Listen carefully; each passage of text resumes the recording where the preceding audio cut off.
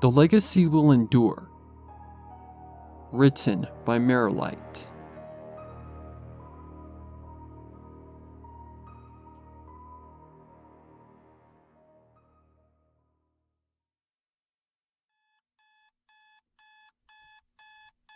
Twilight Sparkle awoke at the buzzing of her morning alarm. Groggily, she blinked up at the ceiling. She had not slept well at all. Probing about her night table, she found her smartphone and silenced it. She was so very tempted to go back to sleep, but her well-ingrained Crystal Prep Academy discipline dictated otherwise. As she sat up in her bed, she winced at a sudden pain in her belly. She turned on her night table lamp, donned her glasses, and pulled up her shirt. Just below her navel, she found a bright red bump that was tender to touch. An insect bite? Spike never had fleas. Perhaps she needed to spend some time deep cleaning her room. She gave the mark no further thought as she rose from her bed. Right about now, her dog Spike would have been greeting her. Following the friendship games and the increased attention she got, it became much more difficult to conceal his presence. Thankfully, her parents were willing to look after him for time being. Still, she longed for her furry little friend's company. Twilight shed her clothes as she trudged into her bathroom. Even the ice-cold water did little to wake her up. Once she had donned her Crystal Prep Academy uniform and prepared her book bag, she walked out her door. Here and there, Academy students were emerging from their dorm rooms. Before, many of her classmates did not even notice her. The most she would usually receive were looks of contempt whenever she bumped into somebody by accident. Now, however, all of them afforded a little more space as she walked the halls. It was a small perk of being one of the 6 students who secured Crystal Prep's latest Friendship Games victory. She made her way down to the Academy cafeteria. After getting her usual bowl of oatmeal and cup of hot tea, she sat down at an empty table all by herself. As she squeezed a packet of honey into her tea, she found herself struggling to remember what assignment she had been working on the night before. I'd better make doubly sure that I did not forget anything. One by one, she checked each of her homework assignments. She breathed a sigh of relief when she found that all of them were complete. Yet she still had the peculiar feeling that she was missing something. Morning, Twilight! Twilight glanced up from her notebooks to find her classmate and fellow Friendship Games finalist, the ever-bubbly Lemon Zest. Only now did she notice the rock music leaking from Lemon's constantly blaring headphones. Normally, she could hear it coming from 10 meters away. Oh, good morning, Lemon Zest. Hey, congratulations! Twilight cocked her head. On what? I heard your transfer to the Everton Independent Study Program was approved. Now Lemon returned her puzzled look. Wasn't that why you were called to Principal Cinch's office yesterday? Twilight felt a shiver go down her spine. In all the time that she had been at Crystal Prep, she had never liked going to Principal Cinch's office, even when it was to receive good news. The very thought of that place always literally gave her the chills. It was always freezing cold in there. Lemon's confusion now turned to concern. You okay? I'm fine. Just a little under the weather. Well, I hope you feel better. I'm gonna go grab some breakfast. See you around. With that, Lemon sauntered off. Have a good one. As she ate her breakfast, Twilight found herself pondering the previous day. It was much like any other school day. Nothing unusual stood out in her mind. However, the time between the end of her classes up until her waking up this morning was a complete blur. If what Lemon just told her was true, she would have definitely remembered going to Principal Cinch's office. It was disconcerting to say the least. The first period bell snapped her back to reality. Hastily, she finished up the last of her oatmeal, downed the rest of her tea, and made it to her advanced placement English class just in time. Normally an attentive student, she found it very difficult to focus on her teacher's lecture. Throughout the entire morning, She simply could not stop wondering about the gap in her memory.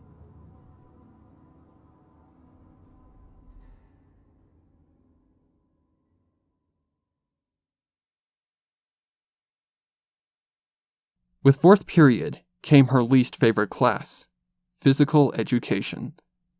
Today, Coach Rommel had them running continuous laps around the soccer pitch. As usual, Twilight brought up the rear. Much to her surprise, however, her classmate Indigo Zap was not too far ahead of her. As Crystal Prep Academy's star athlete, Indigo normally would have overtaken Twilight several times on a jog. Today, however, she lagged behind nearly half of their classmates. "Come on, Zap!" barked the coach. "You helped us win the friendship games, but that doesn't mean you get to slack off." Indigo cursed under her breath as she quickened her pace. Twilight overheard some of her classmates whispering to each other once Indigo was out of earshot. "Probably been partying with Lemon Zest. Sure that's not all they're doing. Heard she was sent to Cinch's office the other day." After their run, the students returned to the locker rooms to change back into their academy uniforms. Twilight had just opened her locker when she was startled by a sudden clang. She glanced over her shoulder to find Indigo fuming nearby. The blue-haired jock quickly noticed that she was staring at her. "What?" Twilight was taken aback, but managed to find her tongue. "Are you okay, Indigo?" Indigo glared at her for a moment before softening her gaze. "Yeah, I'm fine," she sighed, rubbing her forehead. "Just having an off day, I guess." As Indigo pulled off her PE shirt, Twilight glimpsed a tiny pink bump on her abdomen, right below the navel. Twilight's eyes widened. It was just like the mark she had woken up with this morning.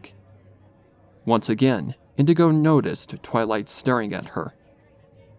"It's nothing," Indigo said, fingering the sore on her belly. "Something probably bit me." Both girls continued changing in silence, but Twilight could not stop thinking about the marks on their bodies.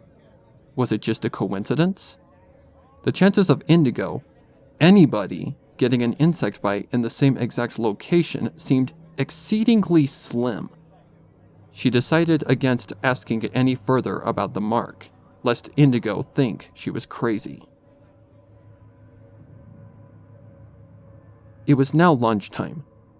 Twilight's appetite had not improved much since breakfast, even after an entire period of jogging. She decided to stop by the girls' restroom. As she walked up to the sink, she could hear the sound of drilling through the wall. It sounded like work was being done in a nearby room. She removed her glasses and splashed water into her face. As with earlier, the cold water did little to alleviate her lethargy. As she dried her face, she heard one of the stalls open. "You look like hell. You didn't pull an all-nighter last night, did you?" Twilight donned her glasses to find her classmate Sugarcoat impassively staring at her. "No, just a little bout of insomnia." Before Twilight could say more, they both glanced up at the staccato sound of hammering through the walls. "What are they working on?" "One of the science labs," said Sugarcoat. "A leak in the ceiling, I heard. Have you eaten lunch?" "Uh-huh." Book bags in hand, the two girls exited the restroom. As they walked down the hall, their classmates respectfully parted ways for them. Two of the 6 students who delivered Crystal Prep Academy's latest Friendship Games victory. It was certainly a step up from being an outcast. Who knew what other doors would soon open for her? As they rounded a corner, Sugarcoat suddenly stopped in her tracks. Twilight glanced back as her classmate dropped her yellow book bag and quickly ducked back around the corner. She doubled back to find Sugarcoat, normally the calmest and most composed classmate she knew, quivering against the wall and clutching herself with tears streaming down her cheeks. "Sugarcoat?" Sugarcoat whimpered. "Don't let them near me." Twilight glanced up as a pair of men clad in blue painter's coveralls walked by without so much as looking their way. She felt a shiver go down her spine.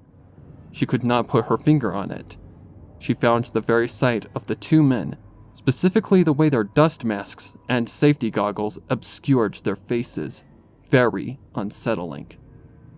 Just then, she felt something on her upper lip. She wiped with her fingers, then gazed down at her hand. Her eyes widened in horror. Her fingers were covered in blood. Her blood! She felt a prickling sensation on the edge of her senses as the hallway spun and darkness overtook her.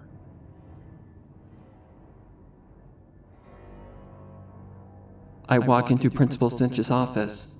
I don't know why she has summoned me, only that I do not want to be in her office longer than I have to. As I enter, she greets me with an oddly warm smile. "Twilight, I have some good news," she says as she pulls a letter from her drawer. "Your transfer to Everton has been approved." Principal Cinch hands me the letter. Sure enough, it is from Everton's director confirming my acceptance into its independent study program. My heart leaps. This was everything that I could have ever hoped for. Everything that I could have ever dreamed of. Thank you so much, Principal Cinch. You have more than earned it. Gifts such as yours deserve to be nurtured to their fullest potential.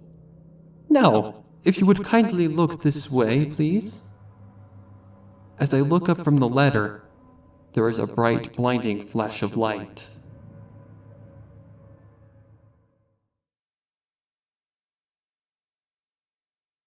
Twilight awoke to find herself staring up at a plain white ceiling.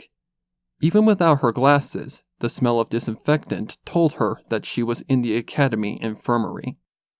Slowly, she sat up in the cot and took a moment to get her bearings. The last thing she remembered was Sugarcoat freaking out at the sight of the workers, then suddenly getting a nosebleed before passing out. She had never seen Sugarcoat look so terrified. And then there was that dream she just had. "How are you feeling, Twilight?" She glanced up to find the hazy form of the school nurse approaching her. The nurse handed her her glasses, which she promptly put back on. "What happened?" "It appears you and Sugarcoat both suffered a severe allergic reaction," said the nurse, her face lined with concern. "Probably from all the dust particles the workers had on their suits."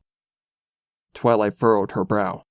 She did not know about Sugarcoat, but she was certain that she herself had no allergies, that she knew of anyway.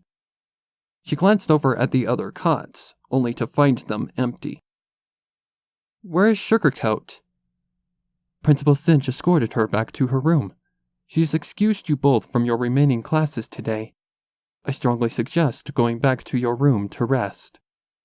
The nurse handed her a hall pass signed by Principal Cinch. After gathering up her book bag, Twilight left the infirmary. She gazed up at a clock as she walked the halls of the academy.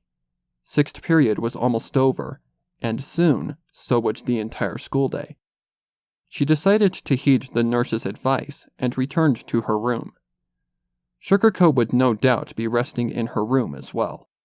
Hopefully she was okay. She spent the next hour lying in her bed, unable to truly rest. There was simply too much on her mind. The marks on hers and Indigo's bellies, Sugarcoat having a sudden panic attack, her sudden nosebleed and fainting. So many strange things going on. The final bell of the school day came and went, and she soon heard the familiar bustle of her classmates returning to the residence hall. She was about to begin changing out of her uniform when a knock came on her door. She opened up to find her classmates Sour Sweet and Sunny Flare, both of whom looked very concerned. "Hey, Twilight," said Sour. "We heard what happened to you and Sugarcoat." "Are you all right?" asked Sunny. "I'm okay," Twilight replied. "Just a little groggy." "By any chance, have you seen Sugarcoat?"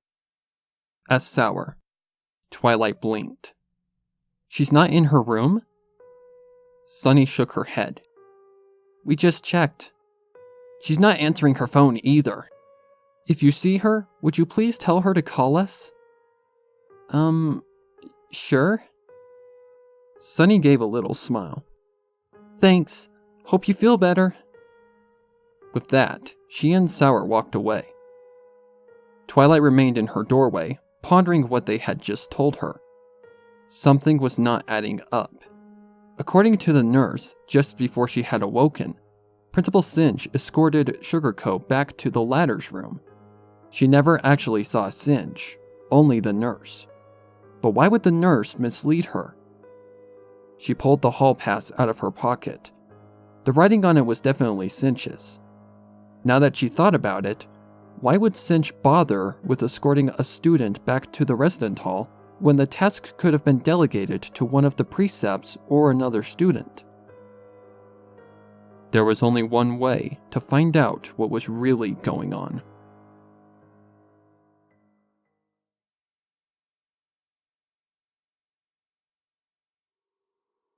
Twilight gathered her resolve as she approached Principal Cinch's office. The last time she could remember making this trip was when Cinch pressed her into participating in the friendship games. She took a deep breath and gently knocked on the door. When no answer came after 60 seconds, which she counted in her mind, she opened the door and poked her head inside. Principal Cinch's office was as she had always seen it.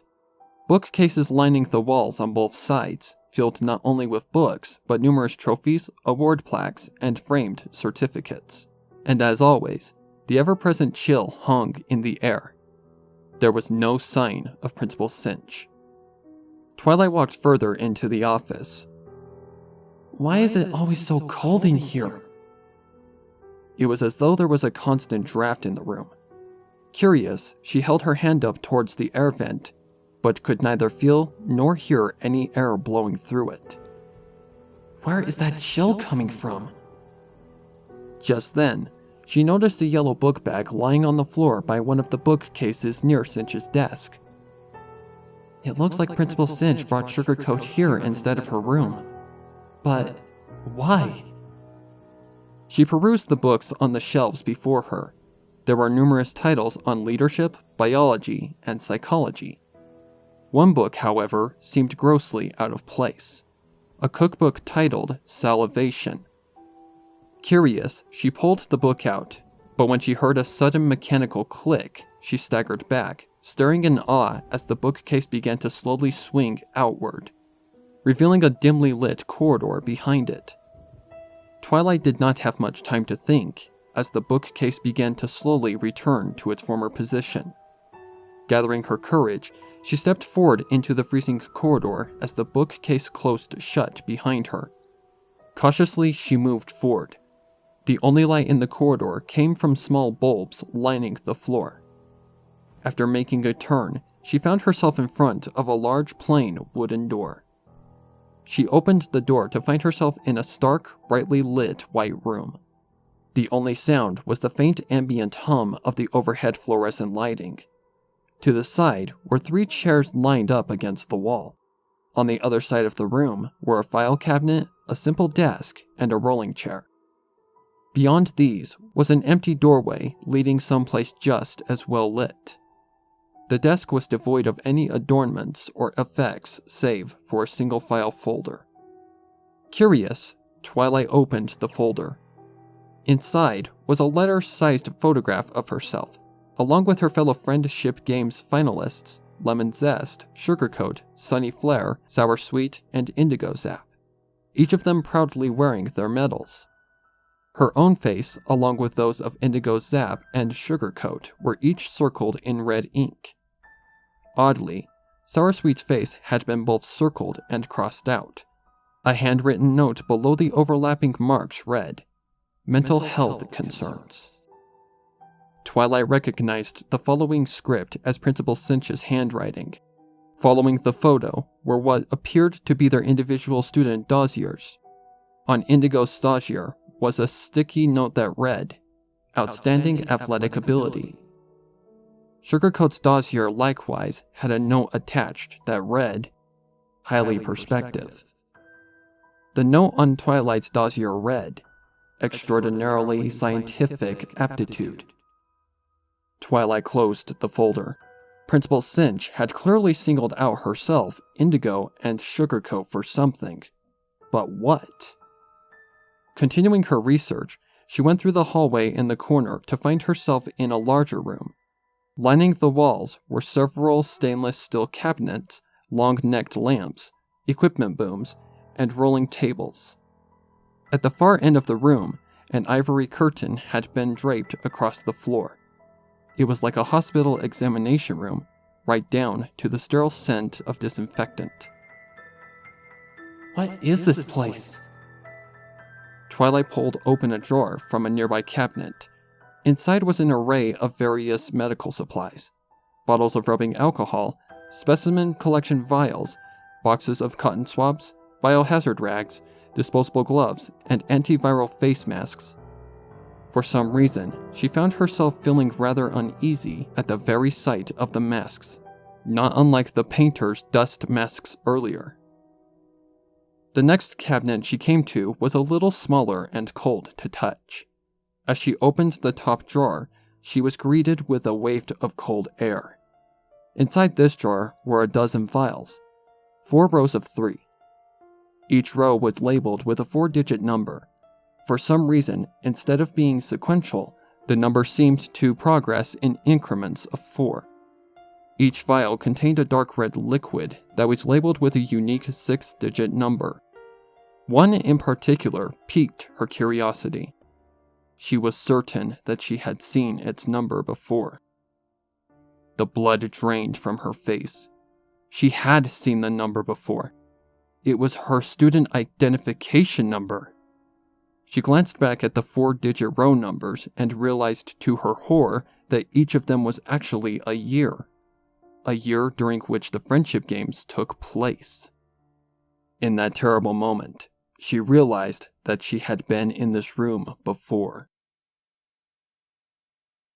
Principal Cinch leads me through the corridor to a brightly lit white room. Waiting for us are 2 nurses, both of whom are clad in medical scrubs and face masks. They escort me to a larger room where they measure my height, weight, body temperature, and blood pressure. I know that something is not right, but I am powerless to resist. No matter how much my mind cries out, my body will not respond. I can do nothing as they remove my clothes and drape me in a light blue medical examination gown.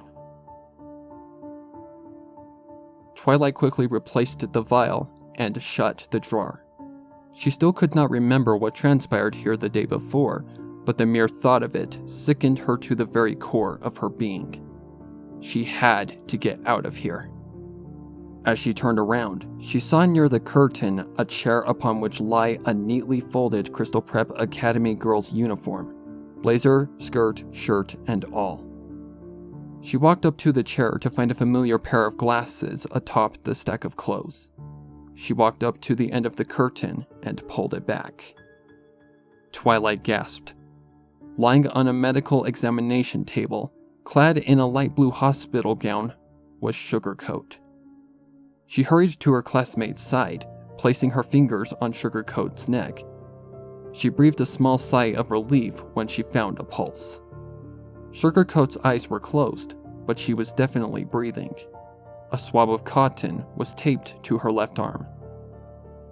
The smart ones are always the most curious.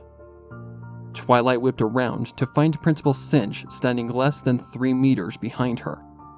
Before she could act, Cinch aimed what appeared to be a penlight toward her. There was a bright flash of light, and Twilight felt every muscle in her body suddenly go limp. She collapsed to the floor like a rag doll. No matter how desperately she willed it, her body would not respond. From where she lay, she could see Cinch walking unhurriedly toward her, like a predator closing in on its wounded prey. Then she remembered. I lie on the examination table. I can only squint my eyes against the bright lights overhead as one nurse lifts my gown up to my sternum and the other drapes a sheet over my hips. A third figure approaches. This person too is clad in medical scrubs. Even with the face mask and surgical cap, There is no mistaking those piercing fuchsia eyes. You should be honored, Twilight Sparkle, said Cinch as she produced an alcohol swab and a syringe. You, Sugarcoat, and Indigo Zap each get to be part of a far greater legacy. The principal slowly kneeled down to look her square in the face before adding, just like your brother. Twilight would have screamed if she could. Now she really felt sick. Tears welled up in her eyes as Cinch lifted up her skirt and began to swab her thigh with the alcohol pad. Oh, don't worry, dear, Cinch cooed as she flicked the barrel of the syringe. When you wake, this will all be nothing but a bad dream. Twilight whimpered as she felt the needle jab into her flesh. The last thing she saw was Cinch's cruel smile as everything faded to black.